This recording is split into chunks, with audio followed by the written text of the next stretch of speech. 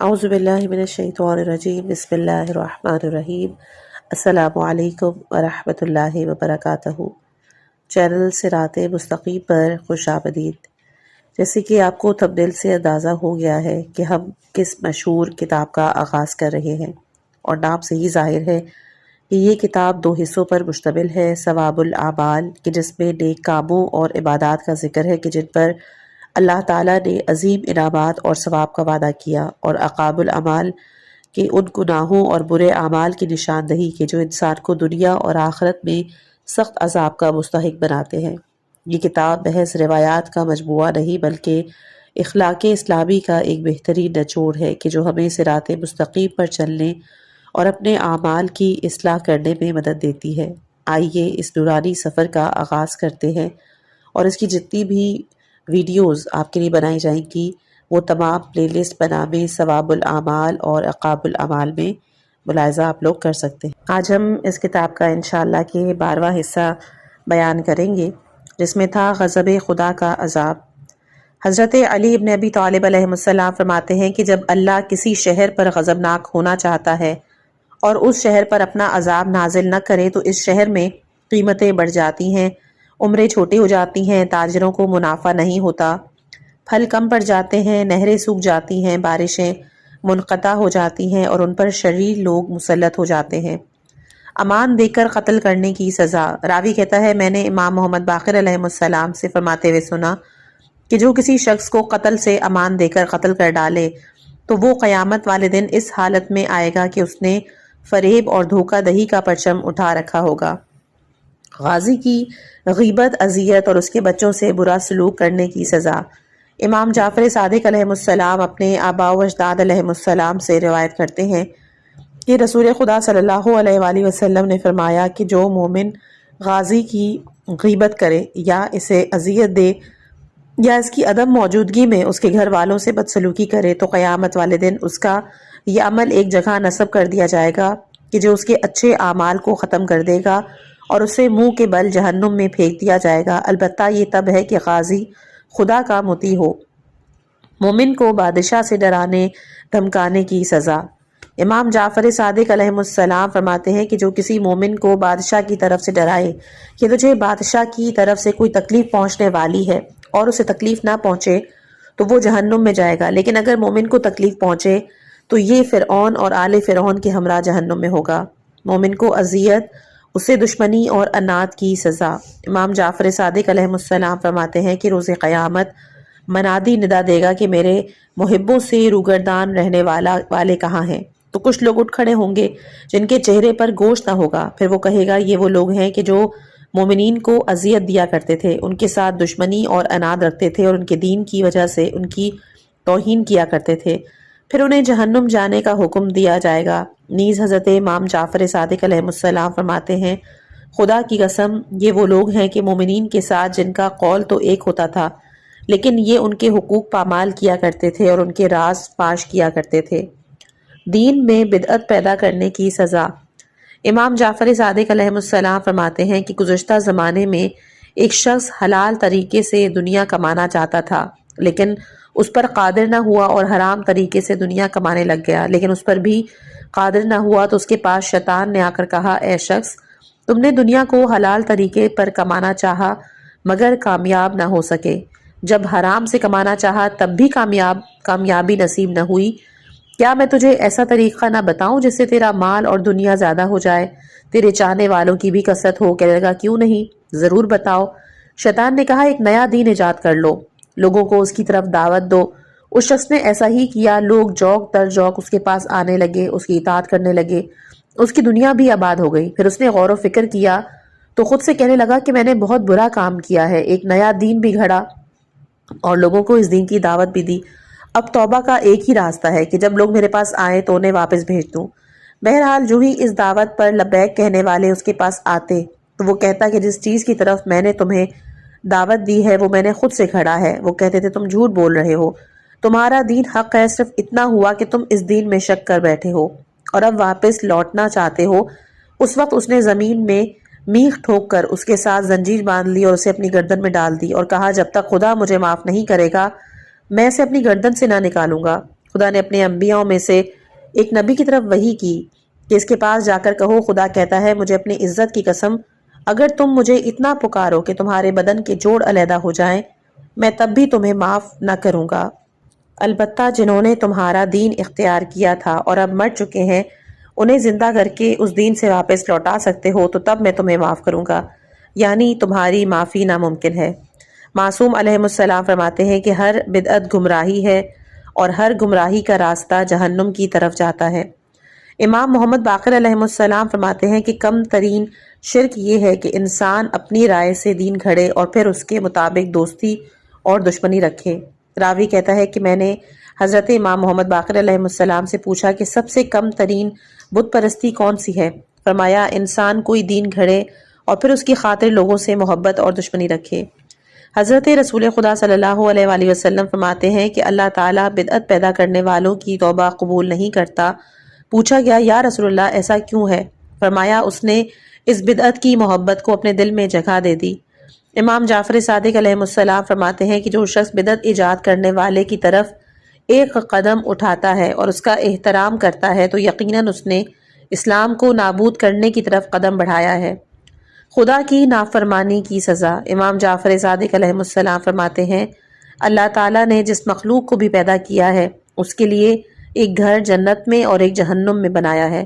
جب اہل جنت جنت میں اور جہنمی جہنم میں سکون اختیار کر لیں گے تو ایک منادی ندا دے گا اے اہل جنت ذرا نیچے دیکھو، اور جب یہ نیچے دیکھیں گے تو جہنم میں اپنے گھروں کو دیکھیں گے، اس وقت انہیں کہا جائے گا یہ تمہارے گھر ہیں، اگر خدا کی نافرمانی کرتے تو یہاں رہ رہے ہوتے، اور اگر کوئی شخص خوشی سے مر جائے تو اہل جنت بھی آج عذاب ٹلنے کی خوشی میں مر جائیں گے۔ پھر منادی ندا دے گا اے اہل جہنم اپنے سر اوپر کی جنت میں اپنے گھر دیکھو، وہ اپنا سر اوپر اٹھا کر جنت میں اپنے نعمتوں سے بھرے گھر دیکھیں گے، پھر ان سے کہا جائے گا اگر تم اپنے رب کی اطاعت کرتے تو یہ تمہارے گھر تھے، تمہیں یہاں بھیجا جاتا۔ اگر کوئی جہنمی حزن و ملال سے مر جائے تو آج دوسرے جہنمی بھی حزن و ملال سے مر جائیں گے، اور اسی ترتیب سے انہیں ان کے گھر اور انہیں ان کے گھر ملتے رہیں گے۔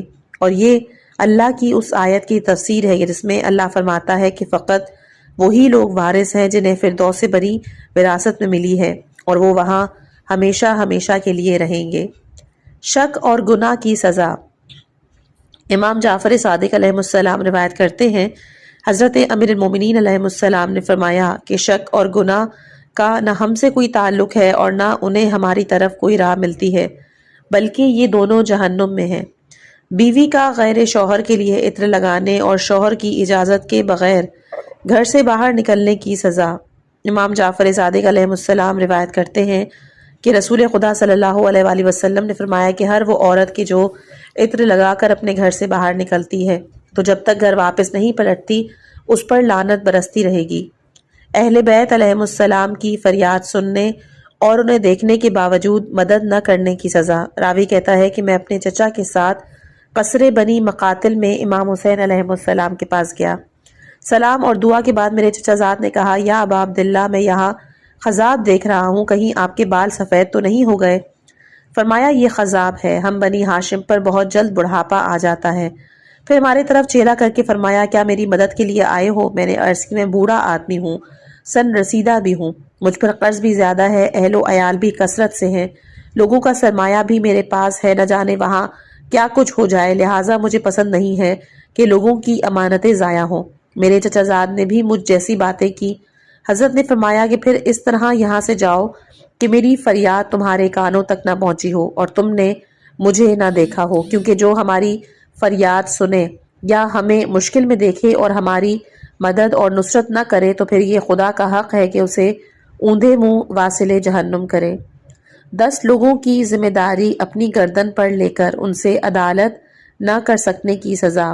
راوی کہتا ہے کہ رسول خدا صلی اللہ علیہ وآلہ وسلم سے فرماتے ہوئے سنا کہ جو 10 آدمیوں کی سرپرستی اپنی گردن پر لے اور ان میں عدالت نہ کر سکے تو قیامت والے اس حالت میں آئے گا کہ اس کے ہاتھ، پاؤں اور سر میں تیشے کے سوراخ ہوں گے۔ مسلمانوں کے امور کی سرپرستی قبول کر کے ضائع کر دینے کی سزا۔ امام جعفر صادق علیہ السلام فرماتے ہیں کہ جو مسلمانوں کے امور کی سرپرستی قبول کرے اور پھر اس پھر اسے تباہ کر بیٹھے تو خدا بھی اسے تباہ کر دے گا۔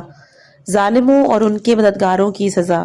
امام جعفر صادق علیہ السلام اپنے آباء و اجداد علیہ السلام سے روایت کرتے ہیں کہ رسول خدا صلی اللہ علیہ وآلہ وسلم نے فرمایا کہ جب قیامت آئے گی تو ایک منادی ندا دے گا، ظالم اور اس کے مددگار کہاں ہیں؟ ان کے لیے دوات لانے والا، ان کے لیے تھیلی بنانے والا، ان کے لیے قلم گھڑنے والا بھی انہی ظالموں اور ان کے مددگاروں کے ساتھ محشور ہوگا۔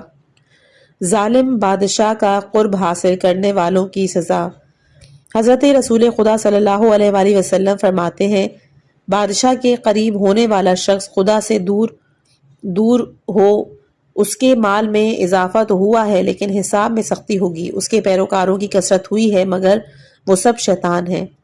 حضرت رسول خدا صلی اللہ علیہ وآلہ وسلم فرماتے ہیں کہ بادشاہ اور اس کے نزدیکیوں کے گھروں سے بچو، کیونکہ تم میں سے جو بھی بادشاہ اور اس کے نزدیکیوں کے جتنا زیادہ قریب ہوگا وہ خدا سے اتنا ہی دور ہوگا، اور جس نے بادشاہ کو اللہ پر مقدم گردانا اس سے پرہیزگاری جاتی رہے گی اور وہ حیران و سرگرداں رہے گا۔ ظالموں کے دیوان میں نام لکھوانے والوں کی سزا۔ امام جعفر صادق علیہ السلام فرماتے ہیں کہ جو اپنا نام فلاں کے بیٹے کے دیوان میں لکھوائے گا تو قیامت والے دن اللہ اسے خنزیر کی شکل میں محشور کرے گا۔ لوگوں کے کام نہ کرنے والے حاکم کی سزا۔ امیر المومنین علیہ السلام فرماتے ہیں کہ جو حاکم لوگوں کے کام نہیں کرتا تو قیامت والے دن اللہ اس کی حاجات بھی پوری نہ کرے گا۔ اگر حاکم ہدیہ لے تو یہ خیانت کار اور اگر رشوت لے تو مشرک ہے۔ برائیوں پر خاموشی اختیار کرنے کی سزا۔ امام جعفر صادق علیہ السلام فرماتے ہیں کہ اگر کئی اشخاص غلط کام انجام دینا شروع کر دیں اور قوم ان لوگوں کی سرزنش نہ کرے تو بے شک وہ وقت قریب ہے کہ اللہ ان سب کو عذاب میں مبتلا کر دے۔ امام جعفر صادق علیہ السلام اپنے آباء و اجداد علیہ السلام سے روایت کرتے ہیں کہ حضرت رسول خدا صلی اللہ علیہ وآلہ وسلم نے فرمایا کہ اگر کوئی شخص پوشیدہ طور پر گناہ کرتا ہے تو اس کا نقصان فقط اسی کو ہے، لیکن اگر اعلانیہ گناہ کرنے لگے اور اس کی سرزنش بھی نہ کی جائے تو یہ سب کے لیے نقصان دہ ہے۔ نیز امام جعفر صادق علیہ السلام فرماتے ہیں کہ اس کے غلط کام کی وجہ سے دین خدا کی تضلیل ہوئی، اور ان غلط کام کرنے والوں کی پیروی اور اقتداء کرنے والے اللہ سے عداوت اور دشمنی رکھنے والوں سے ہیں۔ حضرت امیر المومنین علیہ السلام فرماتے ہیں کہ بے شک اللہ تعالیٰ سب کو چند لوگوں کے گناہ کی وجہ سے عذاب نہ کرے گا، لیکن اس شرط کے ساتھ کہ یہ پوشیدہ گناہ کرتے تھے اور لوگوں کو اس کا علم تک نہ تھا، لیکن اگر یہ اعلانیہ گناہ کرتے تھے اور لوگ انہیں سرزنش تک نہ کرتے تھے تو سب کے سب خدائی عذاب کے مستحق ہوں گے۔ نیز فرمایا اگر ظالم بادشاہ ظلم اور دشمنی کی وجہ سے کسی کو مارے یا کسی کی مدد کرنے کے بجائے اسے قتل کر دے یا کوئی دوسرا ظلم روا رکھے تو تمہیں وہاں بادشاہ کے ہاں موجود نہیں ہونا چاہیے، اور اگر تم موجود ہوئے تو پھر مظلوم کی نصرت اور مدد اس پر واجب اور ضروری ہے، اور عافیت اس میں ہے کہ جب تک کوئی حجت قائم نہیں ہو جاتی تجھ پر کوئی ذمہ داری نہیں ہے۔ نیز فرمایا کہ بنی اسرائیل کے زمانے میں ممنوعہ اور حرام چیزوں میں کوتاہی برتی جاتی تھی۔ ایک شخص نے اپنے بھائی کے سامنے گناہ کیا، اس نے اسے روکا لیکن وہ باز نہ آیا اور گناہ کرتا رہا۔ یہ گناہ ان کی بیٹھک اور کھانے پینے تک میں کمی نہ لایا، یعنی وہ اکٹھے اٹھتے بیٹھتے کھاتے پیتے رہے، گناہ کی وجہ سے ایک دوسرے سے دور نہ ہوئے، یہاں تک کہ خدا نے ان کے دلوں کو گناہ سے راضی کر دیا، اور خدا کی یہ آیت ان لوگوں کے متعلق نازل ہوئی ہے کہ بنی اسرائیل کے کافروں پر حضرت داؤد علیہ السلام اور حضرت عیسیٰ ابن مریم علیہ السلام کی زبان سے لعنت کی گئی، کیونکہ انہوں نے نافرمانی کی تھی اور اس پر ڈٹے رہے تھے، اور غلط کام انجام دینے والوں کو روکا بھی نہ جاتا تھا تا آخر آیت۔ زانی اور زانیہ کی سزا۔ امام جعفر صادق علیہ السلام اپنے آباء و اجداد علیہ السلام سے روایت کرتے ہیں کہ زانی کی 6 سزائیں ہیں، 3 دنیا میں 3 آخرت میں۔ جہاں تک دنیا والی 3 سزاؤں کا تعلق ہے تو اس کے چہرے کا نور جاتا رہتا ہے، غربت گھیر لیتی ہے اور جلد مر جاتا ہے، اور آخرت میں خدا کی ناراضگی، حساب کی بدی اور جہنم میں ہمیشگی اس کا مقصود ہے۔ حضرت امیر المومنین علیہ السلام فرماتے ہیں کہ جب قیامت آئے گی تو اللہ تعالیٰ اس میں ہوا کی گندی بدبو چلائے گا جس سے پورے محشر کو اذیت ہونے لگے گی، یہاں تک کہ اس بدبو سے لوگوں کی سانس رکنے لگے گی۔ اس وقت منادی ندا دے گا کیا جانتے ہو جس بدبو نے تمہیں اذیت دی یہ کیسی بدبو ہے؟ لوگ کہیں گے نہیں جانتے، فقط اتنا پتا ہے کہ بہت اذیت ناک بو ہے اور شاید اس سے بڑھ کر بدبو ہو ہی نہیں سکتی۔ انہیں بتایا جائے گا کہ یہ ان زناکاروں کی شرمگاہ کی بدبو ہے جنہوں نے زنا کیے اور توبہ کے بغیر ہی دنیا سے چلے آئے، ان پر لعنت کرو۔ اللہ بھی ان پر لعنت کرتا ہے۔ پورے محشر میں ایک شخص بھی ایسا نہ ہوگا جو یہ نہ کہے کہ اے اللہ تو بھی ان پر لعنت کر۔ راوی کہتا ہے میں نے امام جعفر صادق علیہ السلام کی بارگاہ میں موجود تھا۔ آپ سے پوچھا گیا کہ کیا زانی زنا کے وقت مومن رہتا ہے؟ فرمایا جب زنا کر رہا ہوتا ہے اس وقت اس سے ایمان لے لیا جاتا ہے اور زنا کے بعد لوٹایا جاتا ہے۔ پوچھا گیا کہ اگر کوئی شخص اسے دوبارہ بجلانا چاہتا ہو تو؟ فرمایا اکثر اس عمل کو دوبارہ انجام دینا چاہتے ہیں لیکن انجام نہیں دیتے۔ راوی کہتا ہے میں نے امام محمد باقر علیہ السلام سے فرماتے ہوئے سنا کہ جب کوئی زنا کرتا ہے تو شیطان بھی اس کے ساتھ شریک ہو جاتا ہے اور دونوں مل کر عمل انجام دیتے ہیں۔ نطفے کو ایک ہوتا ہے لیکن بچہ دونوں کا ہوتا ہے، اسی لیے وہ شیطان کا شریک ہوتا ہے۔ امام جعفر صادق علیہ السلام فرماتے ہیں کہ اللہ تعالیٰ 3 قسم کے لوگوں سے بات بھی نہیں کرے گا اور ان کا تذکیہ بھی نہیں کرے گا اور ان کے لیے دردناک عذاب ہوگا۔ ان میں ایک وہ زانی عورت ہے کہ جو اپنے شوہر کے بستر پر زنا کرواتی ہے۔ امام جعفر صادق علیہ السلام روایت کرتے ہیں کہ حضرت امیر المومنین علیہ السلام نے فرمایا کیا میں تمہیں سب سے بڑے زنا کے متعلق نہ بتاؤں؟ یہ وہ عورت ہے کہ جو اپنے شوہر کے بستر پر زنا کرواتی ہے، غیر کا بچہ پیٹ میں ڈالتی ہے لیکن وہ شوہر کے ساتھ منسوب ہو جاتی ہے۔ یہ وہ ہے جس کے ساتھ قیامت والے دن اللہ کلام نہیں کرے گا، نظر کرم بھی نہ فرمائے گا، اس کا تذکیہ بھی نہ ہوگا اور اسے دردناک عذاب ملے گا۔ حضرت امام جعفر صادق علیہ السلام فرماتے ہیں اس شخص کا عذاب سب لوگوں سے زیادہ شدید تر ہوگا جو اپنا نطفہ اس رحم میں قرار دیتا ہے کہ جو اس پر حرام تھا۔ راوی کہتا ہے میں نے امام محمد باقر علیہ السلام سے پوچھا کہ رسول خدا صلی اللہ علیہ وآلہ وسلم کے اس فرمان کہ جب کوئی زنا کرتا ہے اس سے روح ایمان دور ہو جاتی ہے، اس سے کیا مراد؟ فرمایا اس سے جدا ہونے والی یہ وہی روح ایمان ہے کہ جس کا تذکرہ اس آیت میں ہے کہ ہم نے اس کی روح سے ان کو تقویت بخشی۔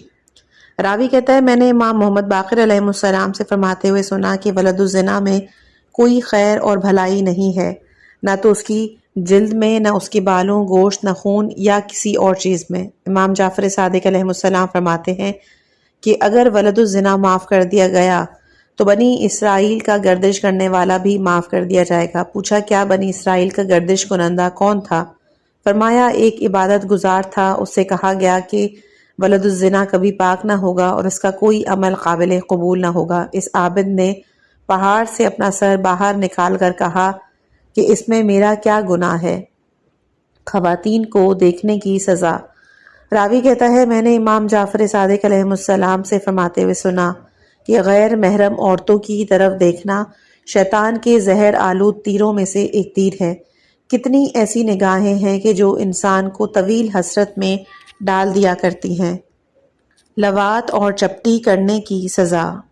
امام جعفر صادق علیہ السلام روایت کرتے ہیں کہ رسول خدا صلی اللہ علیہ وآلہ وسلم نے فرمایا کہ جب قوم لوط اس غلط کام کو انجام دیتے تھے تو اس وقت زمین نے اپنے رب کی بارگاہ میں اتنا گریہ کیا کہ اس کے آنسو آسمان تک جا پہنچے اور آسمان بھی اتنا رویا کہ اس کی آنسو عرش تک جا پہنچے۔ تو اللہ تعالیٰ نے آسمان کی طرف وحی کی کہ ان پر سنگ باری کرو اور زمین پر وحی کی کہ انہیں زمین کی تہوں میں ڈال دو۔ حضرت امام محمد باقر علیہ السلام فرماتے ہیں کہ خدا کی مخلوق میں سے قوم لوط ایک بہترین مخلوق تھی۔ شیطان لعین نے انہیں بہت زیادہ ورغلایا۔ ان کا قصہ یہ ہے کہ جب یہ لوگ کام پر نکلتے تو اکٹھے نکلا کرتے تھے اور اپنی بیویوں کو پیچھے تنہا چھوڑ جاتے تھے، اور جب گھر لوٹتے تو شیطان ان کی بنائی ہوئی عمارتوں اور چیزوں کو خراب کر دیتا۔ انہوں نے فیصلہ کیا کہ خراب کرنے والے کو تلاش کیا جائے۔ چھپ کر بیٹھ گئے، دیکھا کہ ایک خوبصورت بچہ ایسا کرتا ہے۔ انہوں نے پوچھا کیا تم ہی ہمارے مال و متاع کو خراب کرتے ہو؟ اس نے مقرر کہا جی ہاں میں خراب کرتا ہوں۔ انہوں نے بالاتفاق اس کے قتل کا فیصلہ کیا اور اس کو ایک شخص کے پاس بٹھا دیا۔ جب رات ہوئی تو اس نے چیخنا چلانا شروع کر دیا۔ اس شخص نے کہا کیوں روتے ہو؟ اس نے کہا میرے والد مجھے اپنے سینے یعنی پیٹ پر سلایا کرتے تھے، اور اس شخص نے کہا کہ آؤ میرے پیٹ پر سو جاؤ۔ جب یہ پیٹ پر سویا تو اس نے خود کو اتنا زیادہ رگڑا اور اسے یہ کام کرنا سکھایا۔ پہلے شیطان نے اس سے یہ کام کیا اور پھر اس نے شیطان سے کیا، پھر شیطان وہاں سے اٹھا اور غائب ہو گیا۔ جب صبح ہوئی تو اس مرد نے لوگوں کو بچے کے متعلق ہونے والا قصہ سنایا۔ انہوں نے تعجب کیا، وہ لوگ اس کام سے پہلے آگاہ نہ تھے۔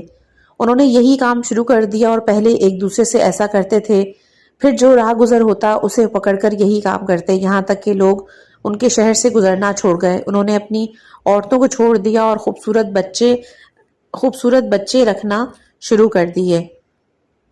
جب شیطان نے یہ دیکھا کہ مردوں میں یہ کام رواج پکڑ چکا ہے تو عورت کی شکل بنا کر عورتوں کے پاس چلا گیا۔ ان سے کہا، تمہارے مرد ایک دوسرے سے جنسی عمل انجام دیتے ہیں؟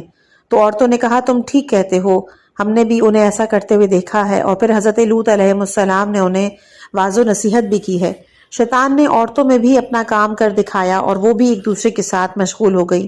جب حجت خدا مکمل ہو گئی تو اللہ تعالیٰ نے حضرت جبرائیل، میکائیل اور اسرافیل علیہ السلام کو قبائیں پہنا کر بچوں کی شکل میں اس قوم کی طرف بھیج دیا۔ حضرت لوط علیہ السلام کھیتی باڑی میں مشغول تھے، یہ ان کے پاس پہنچ گئے۔ انہوں نے فرمایا کہ آج تک میں نے تم سے زیادہ خوبصورت کسی کو نہیں دیکھا، کہاں جا رہے ہو؟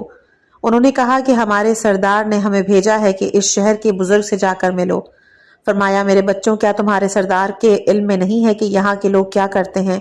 خدا کی قسم، یہ مردوں کو پکڑ کر ان سے بدفعلی کرتے ہیں، یہاں تک کہ ان کا خون نکال دیتے ہیں۔ انہوں نے کہا کہ ہمارے سردار نے حکم دیا ہے کہ ہم وسط شہر سے گزریں۔ فرمایا، تم لوگوں سے میری ایک خواہش ہے۔ انہوں نے کہا، کیا؟ فرمایا، اندھیرا ہونے تک یہیں رک جاؤ۔ وہ لوگ وہیں بیٹھ گئے۔ حضرت لوط علیہ السلام نے اپنی بیٹی سے کہا کہ باہر سے پانی اور روٹی بھی لے آؤ اور ایک عبا بھی لا دو تاکہ انہیں سردی نہ لگے۔ جب بچی گھر کی طرف روانہ ہوئی تو بارش شروع ہو گئی اور شہر پانی سے بھر گیا۔ حضرت لوط علیہ السلام نے فرمایا کہ اب شہر کے بچے چلے گئے ہوں گے اور اٹھو چلیں۔ حضرت لوط علیہ السلام دیوار کے ساتھ ساتھ چل رہے تھے جبکہ حضرت جبرائیل، میکائیل اور اسرافیل علیہ السلام سڑک کے درمیان چل رہے تھے۔ فرمایا، بچوں، درمیان میں کیوں چل رہے ہو؟ انہوں نے کہا کہ ہمارے سردار نے حکم دیا تھا۔ حضرت لوط علیہ السلام نے شب کی تاریکی کو غنیمت سمجھا۔ ابلیس لعین نے ایک عورت کی گود سے بچہ چھین کر کنویں میں پھینک دیا۔ سارے شہر نے چیخنا چلانا شروع کیا اور سب حضرت لوط علیہ السلام کے گھر کے پاس جمع ہو گئے۔ جب انہوں نے حضرت لوط علیہ السلام کے گھر خوبصورت بچے دیکھے تو کہنے لگے، تم نے بھی ہمارا کام شروع کر لیا۔ فرمایا، یہ میرے مہمان ہیں، مجھے رسوا نہ کرو۔ انہوں نے کہا، یہ 3 ہیں، ایک اپنے پاس رکھ لو اور 2 ہمارے حوالے کر دو۔ حضرت لوط علیہ السلام نے انہیں کمرے میں لے گئے۔ فرمایا، کاش میرا خاندان ہوتا جو تمہارے مقابلے میں میرا دفاع کرتا۔ ان لوگوں نے دروازے کے باہر ہجوم کر لیا، حضرت لوط علیہ السلام کے گھر کا دروازہ توڑ ڈالا، حضرت لوط علیہ السلام کو زمین پر گرا دیا۔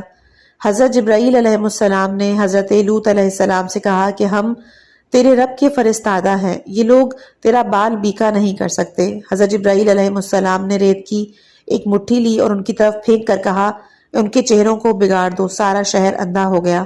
حضرت لوط علیہ السلام نے ان سے پوچھا کہ اے میرے رب کے فرستادو، میرے خدا نے ان لوگوں کے بارے میں تمہیں کیا حکم دیا؟ فرمایا، انہوں نے حکم دیا ہے کہ سحری کے وقت ان کا مواخذہ کیا جائے۔ حضرت لوط علیہ السلام نے کہا کہ میری ایک عرض ہے۔ کہا گیا، فرمایا انہیں بھی اور اسی وقت سزا دی جائے۔ فرمایا، اے لوط، ان کی سزا کا وقت صبح ہے، کیا صبح نزدیک نہیں ہے؟ تم جلدی سے اس شہر سے کوچ کر جاؤ، اپنی بیٹی کو بھی لیتے جاؤ، لیکن تمہاری بیوی ادھر ہی رہے گی۔ حضرت امام محمد باقر علیہ السلام فرماتے ہیں کہ خدا لوط پر رحمت نازل کرے، جب اس نے کہا تھا کہ کاش میں تمہارے مقابلے میں طاقتور ہوتا یا کوئی میرا مضبوط سہارا ہوتا تو تم سے نمٹ لیتا، اس وقت اسے معلوم ہوتا کہ میرے گھر میں کون سی ہستیاں ہیں تو یقیناً اس کی نصرت ہوتی۔ اس کے گھر میں موجود حضرت جبرائیل علیہ السلام سے بڑھ کر بھی کوئی مضبوط سہارا تھا۔ اللہ تعالیٰ حضرت محمد مصطفیٰ صلی اللہ علیہ وآلہ وسلم سے ارشاد فرماتا ہے کہ یہ عذاب تیری امت کے ظالموں پر بعید نہیں ہے، یعنی اگر تیری امت کے ظالم قوم لوط وارا عمل کرے تو بعید نہیں ہے کہ ان پر بھی یہی عذاب ہو۔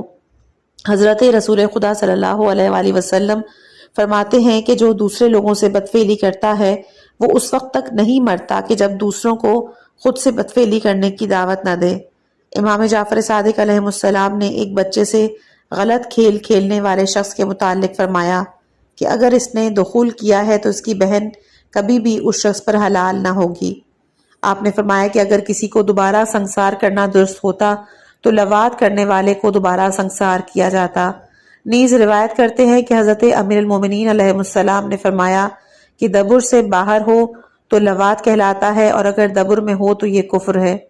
حضرت امام جعفر صادق علیہ السلام اپنے لوگوں نے بتایا کہ لوگ اس سے بدفعلی کرتے ہیں۔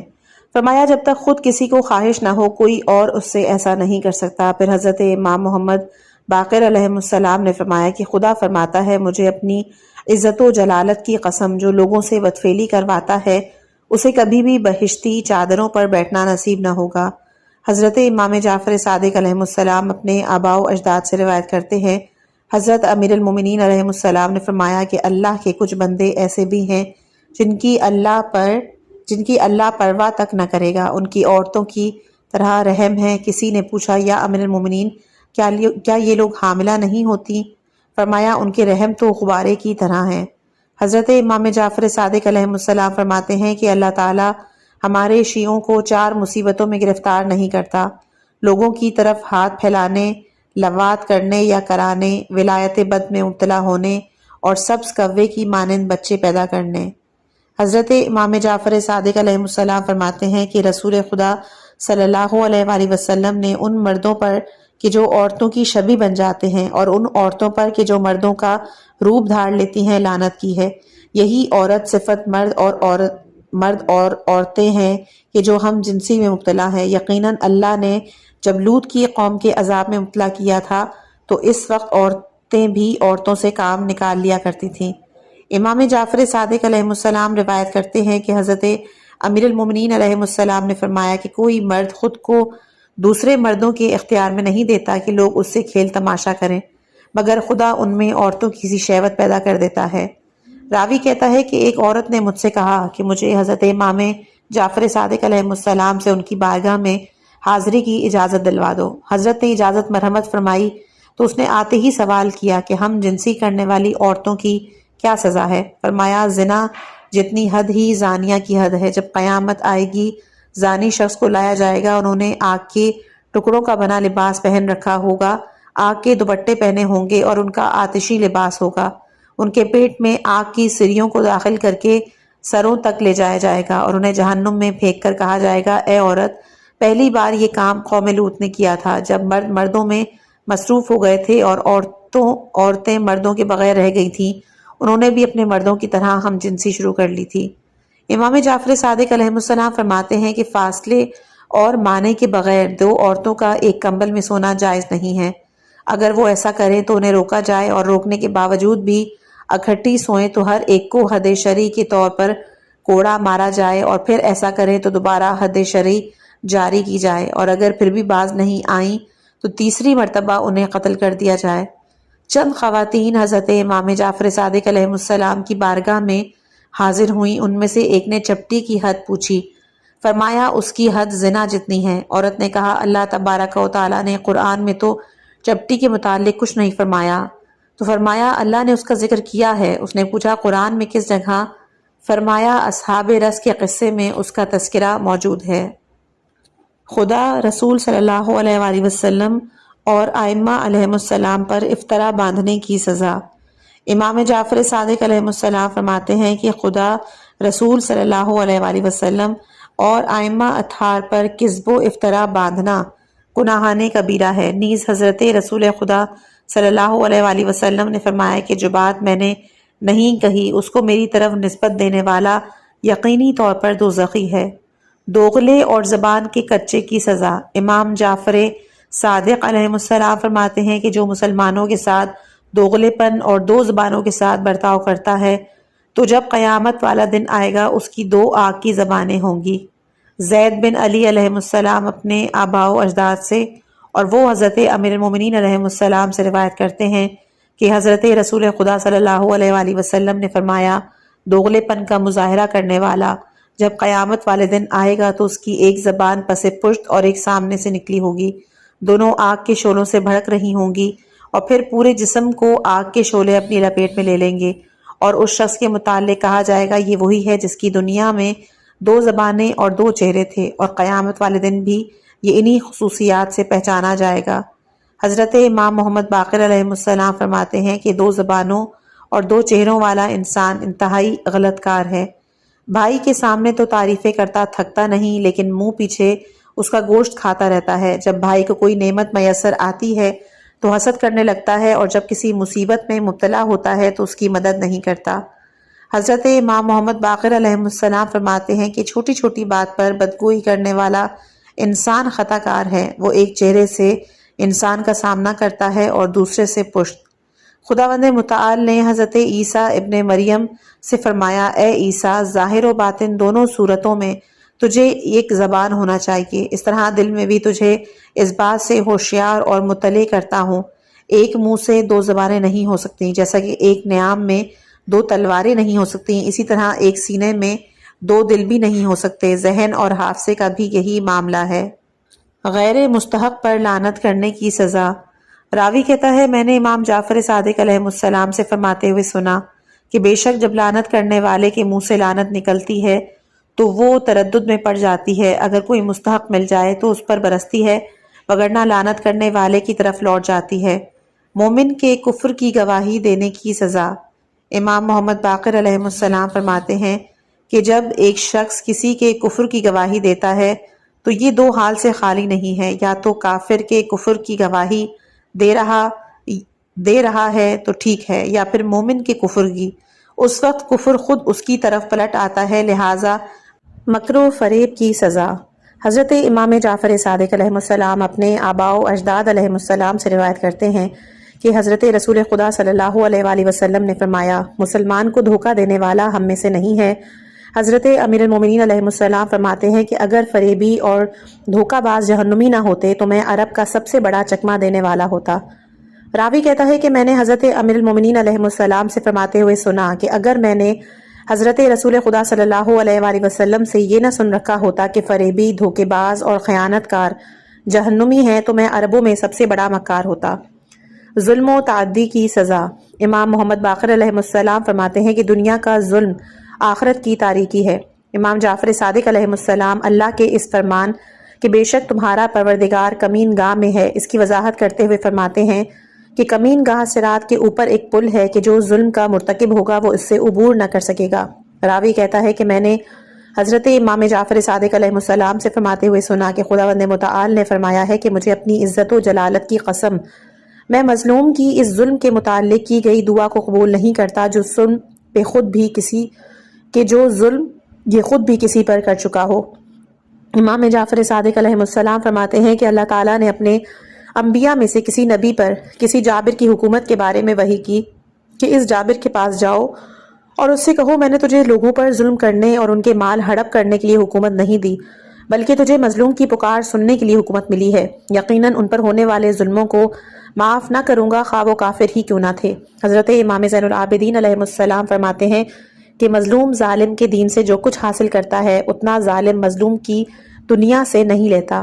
امام محمد باقر علیہ السلام فرماتے ہیں کہ جو بھی کسی پر ظلم کرتا ہے خدا اس کے مال اور جان کا مواخذہ کرتا ہے، البتہ وہ ظلم جو اس کے اور خدا کے درمیان تھا، حقوق الناس سے نہ تھا، توبہ کرنے کی صورت میں اللہ اسے معاف کر دیتا ہے۔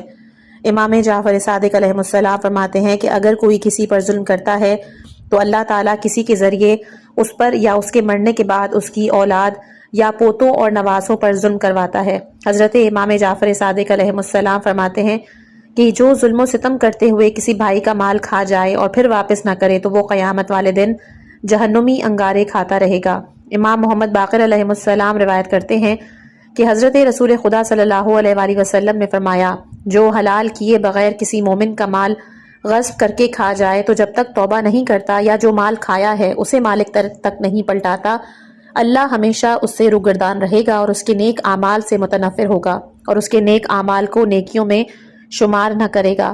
امام جعفر صادق علیہ السلام اپنے آباء و اجداد سے روایت کرتے ہیں کہ حضرت امیر المومنین علیہ السلام نے فرمایا، سب سے بڑی خطا کسی مسلمان شخص کے مال کو حق کے بغیر ہڑپ کر جانا ہے۔ امام جعفر صادق علیہ السلام روایت کرتے ہیں کہ حضرت امیر المومنین علیہ السلام نے فرمایا، قصاص سے وہی خائف ہے جو لوگوں پر ظلم کرنے سے روکا رہتا ہے۔ حضرت امام جعفر صادق علیہ السلام فرماتے ہیں، یقیناً اللہ تعالیٰ ظالم مالدار پر غضبناک ہوتا ہے۔ راوی کہتا ہے کہ میں نے حضرت امام جعفر صادق علیہ السلام سے فرماتے ہوئے سنا کہ کبھی انسان مظلوم ہوتا ہے اور اس وقت تک ظالم کو بد دعا کرتا رہتا ہے جب تک خود اس ظلم کا مرتکب نہ ہو جائے۔ امام جعفر صادق علیہ السلام فرماتے ہیں کہ جو ظالم کے ظلم کے وقت خاموشی اختیار کر لیتا ہے تو خدا ظالم کو ظلم کرنے کے لیے اس پر مسلط کر دیتا ہے۔ اگر مظلوم دعا کرے گا تو مستجاب نہ ہوگی اور اللہ اس پر ہونے والے ظلم کا اجر و ثواب بھی نہ دے گا۔ امام جعفر صادق علیہ السلام اپنے آباء و اجداد علیہ السلام سے روایت کرتے ہیں کہ رسول خدا صلی اللہ علیہ وآلہ وسلم نے فرمایا جو کسی پر ظلم کرے اور پھر مظلوم اسے دوبارہ دکھائی نہ دے تو وہ اللہ سے استغفار کرے، یہی اس کے ظلم کا کفارہ ہوگا۔ امام محمد باقر علیہ السلام فرماتے ہیں کہ اللہ ظالم کا انتقام دوسرے ظالم کے ذریعے لیتا ہے، اور یہی مطلب اس آیت میں بھی مذکور ہے کہ اسی طرح ہم ظالموں پر ظالموں کو حاکم بنا دیتے ہیں۔ راوی کہتا ہے میں نے امام جعفر صادق علیہ السلام سے فرماتے ہوئے سنا کہ جو شخص مظلوم کے خلاف ظالم کے ساتھ تعاون کرے گا تو جب تک اس کی مدد سے ہاتھ نہیں اٹھا لیتا اللہ اس پر غضبناک رہے گا۔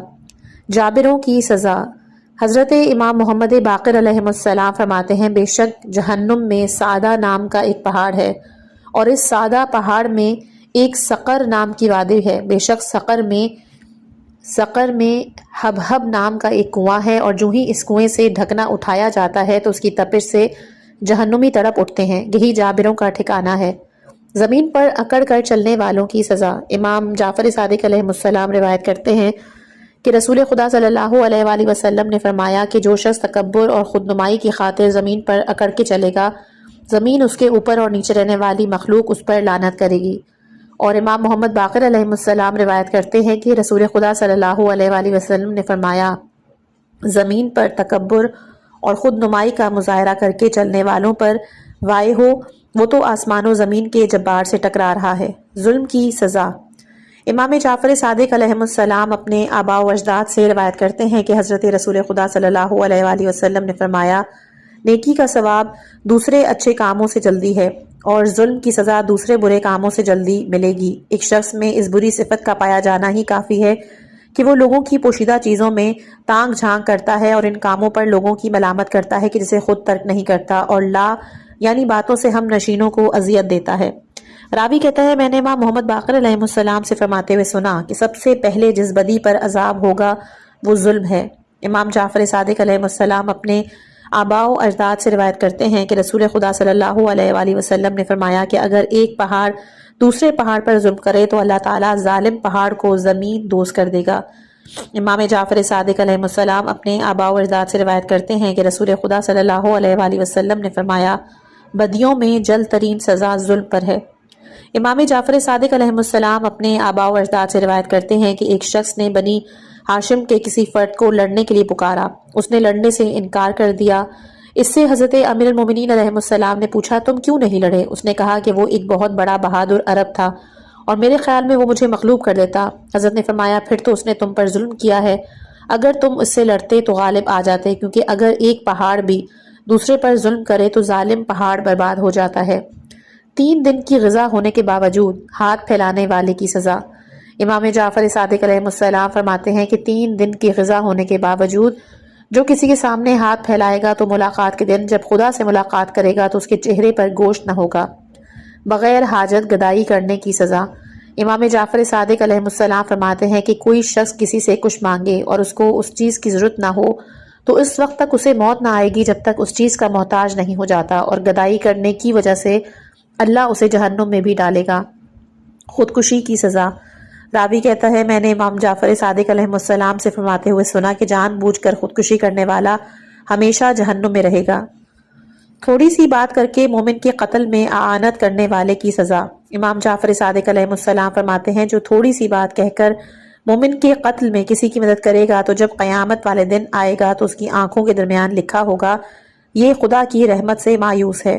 امام جعفر صادق علیہ السلام فرماتے ہیں کہ قیامت والے دن جب حساب و کتاب ہو رہا ہوگا تو ایک شخص دوسرے شخص کے پاس جا کر اسے خون میں ڈبو دے گا۔ اسے پوچھا جائے گا اے عبد خدا ایسا کیوں کیا ہے؟ وہ کہے گا فلاں دن تم نے تو تھوڑی سی بات بتائی تھی اور مجھے اس کی وجہ سے قتل کر دیا گیا تھا۔ عمدن قتل کرنے کی سزا۔ امام جعفر صادق علیہ السلام سے پوچھا گیا کہ عمدن قتل کرنے والے کی کیا سزا ہے؟ فرمایا جہنم۔ راوی کہتا ہے امام محمد باقر علیہ السلام سے عرض کی خدا کا فرمان ہے، اسی وجہ سے ہم نے بنی اسرائیل کے لیے لکھا تھا کہ جو کسی کو بدلے کے بغیر قتل کرے گا یا زمین میں فساد پھیلائے گا تو گویا وہ اس شخص کی مانند ہے کہ جو سب لوگوں کا قاتل ہے۔ اس نے تو ایک کو قتل کیا تو سب کو قتل کرنے کے برابر کیوں ہے؟ تو فرمایا گیا کہ اسے جہنم میں ایسی جگہ رکھا جائے گا کہ جہاں شدید ترین عذاب ہوگا، اور اگر یہ سب لوگوں کو قتل کر ڈالتا تب بھی اسے اسی جگہ رکھا جائے گا۔ راوی کہتا ہے کہ اگر اس کے بعد ایک اور قتل کرے تو پھر اس کا کیا عذاب ہوگا؟ فرمایا 2 برابر۔ امام محمد باقر علیہ السلام فرماتے ہیں کہ قیامت والے دن سب سے پہلے اللہ تعالیٰ خون کرنے والوں کا فیصلہ کرے گا۔ سب فرزندان آدم کو جمع کر کے فیصلہ سنایا جائے گا، پھر تمام قاتلوں اور مقتولوں کو حاضر کیا جائے گا یہاں تک کہ کوئی باقی نہ بچے گا، اور اس کے بعد دوسرے لوگوں کو بلایا جائے گا۔ مقتول قاتل کے پاس کھڑا ہوگا، اس کے چہرے سے خون جاری ہوگا، وہ کہے گا اس نے مجھے قتل کیا تھا۔ خدا پوچھے گا کیا تم نے اسے قتل کیا؟ اسے کوئی بات بھی خدا سے چھپانے کی قدرت اور طاقت نہ ہوگی۔ امام جعفر صادق علیہ السلام مومن کے قاتل سے فرماتے ہیں کہ اب جس طرح مرنا چاہو مرو، یہودی مرو، نصرانی یا مجوسی، تجھے مسلمان کی موت نصیب نہ ہوگی۔ امام محمد باقر علیہ السلام فرماتے ہیں کہ مقتول اچھا برا نہیں ہوتا، قیامت والے دن دائیں ہاتھ سے قاتل کا گریبان اور بائیں ہاتھ سے سر کو پکڑ کر حاضر ہوگا، کہے گا خدایا اس سے پوچھو اس نے مجھے کیوں قتل کیا؟ اگر تو نے اس کی اطاعت خدا میں سے قتل کیا تھا تو پھر قاتل کو جنت اور مقتول کو جہنم میں لے جایا جائے گا، اور اگر اس نے کسی اور کی اطاعت کی تھی تو پھر اسے کہا جائے گا کہ جس طرح اس نے تجھے قتل کیا تھا تو بھی اسے قتل کر۔ پھر خدا حضرت امام جعفر صادق علیہ السلام فرماتے ہیں کہ ایک عورت کو صرف اس وجہ سے عذاب دیا جائے گا کہ اس نے بلی کو دھوپ میں باندھ دیا تھا اور وہ پیاس سے مر گئی تھی۔